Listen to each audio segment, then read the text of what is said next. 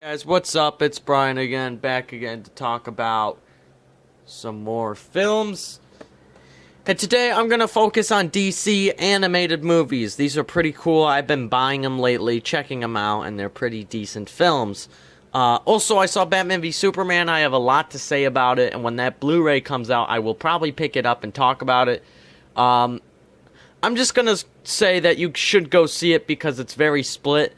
There were things I loved about Batman v Superman and things that I hated about Batman v Superman. And when the Blu-ray hits and the rated R edition comes out for it, I will be talking about it, see if it's improved, see if it's gotten worse from the extended cut.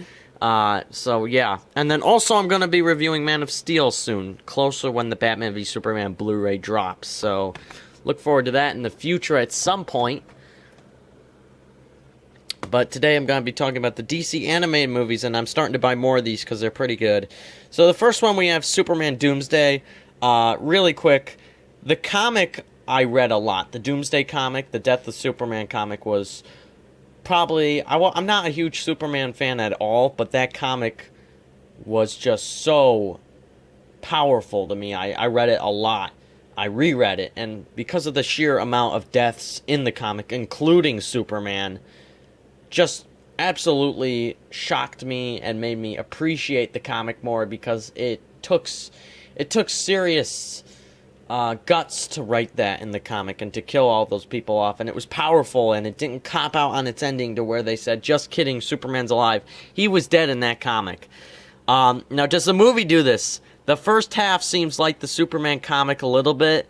They don't really follow the source material exactly. And then it does like a cop-out type thing in the second half, which kind of pissed me off. So, not really a huge fan that they did that, but this is still probably my least favorite out of the ones I own. It's still enjoyable, and you can have some fun with this. It's worth picking up, I think, but it's a 7 out of 10. Get the other ones first before you get this one, unless you're a Superman fan. Now, the next one I'm going to be talking about is one on Netflix, and that's The Flashpoint Paradox. This is one of the better ones. And this follows Barry Allen, also known as The Flash, and it follows what would happen if he was in a different universe. What would happen if he was in a different universe? And I'm not going to spoil too much, but this movie focuses on, well, what if Bruce Wayne died and his mother died? And what if the father lived, and what would happen? And that's what would happen. The father would become Batman. What would happen if Cyborg didn't meet this guy, and he ended up working for the White House? And what if Aquaman never got to experience this? And what if the Flash's mom were still alive? This movie is actually really interesting. It's a fun movie. It's really, really entertaining. And this is like a 9 out of 10. It's pretty solid for an animated movie. Next up is Under the Red Hood. This is probably my personal favorite. It's a short movie, it's enjoyable, and it's powerful. And if you played Arkham Knight, the game, this is pretty much the storyline for the Arkham Knight in that game. This is very important, this is really interesting, and this follows the Red Hood, also known as, spoiler alert, Jason Todd, Robin.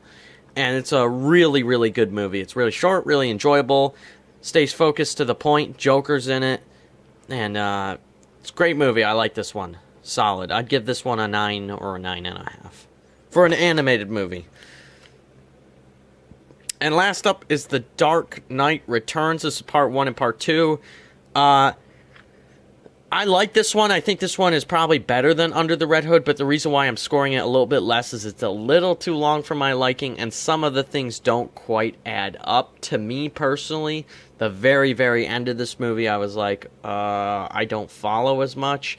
But the inspiration for Batman v Superman, a lot of that took from this movie. There's a lot of great things in this movie, and it's very enjoyable, and there's a lot of fun to be had with it. I'd probably give this one like an 8.5 or a 9. It's very enjoyable. I recommend picking this one up. This is the one people like the best usually, so. And it's the longest, so pretty enjoyable. These are the 4 I own. There's 25 of these bad boys. But really quickly, I wanted to just talk about upcoming releases and what I've been doing and why I haven't been putting out a couple more videos than I should have. So I believe I talked about this in a video, possibly. I don't remember. I picked up The Flash Season 1, so I'm barely started in this. I'm only an episode in. But I recently just started watching Daredevil on Netflix, and I've been binging that. That is such a good show. So I want to review the first 2 seasons for you guys. Even though there's no Blu-ray out for it, which I'm really kind of bummed out. They should make a Blu-ray for it, because I'd love to have both of those on my shelf. But I'm going to be reviewing more of these DC/Marvel shows. They're very enjoyable, and that's kind of why I've been taking some time. I'm going to have a Blu-ray update soon, because I'm ordering one right now. I have one coming in the mail today as well, and then on top of that, we got a new release coming out this Tuesday, and then I get paid, so I'm going to be buying some more Blu-rays. So I want to do kind of like instead of like one Blu-ray update at a time where I just show you one, I figure I'll just get a bunch together and talk about them. That's about it. Maybe I will review some of the Nolan films since Batman v Superman. I'm going to be reviewing Man of Steel. Maybe I'll review the older Batman films. But that's kind of like a short update with me. And I hope you guys have a great day and have a great spring break.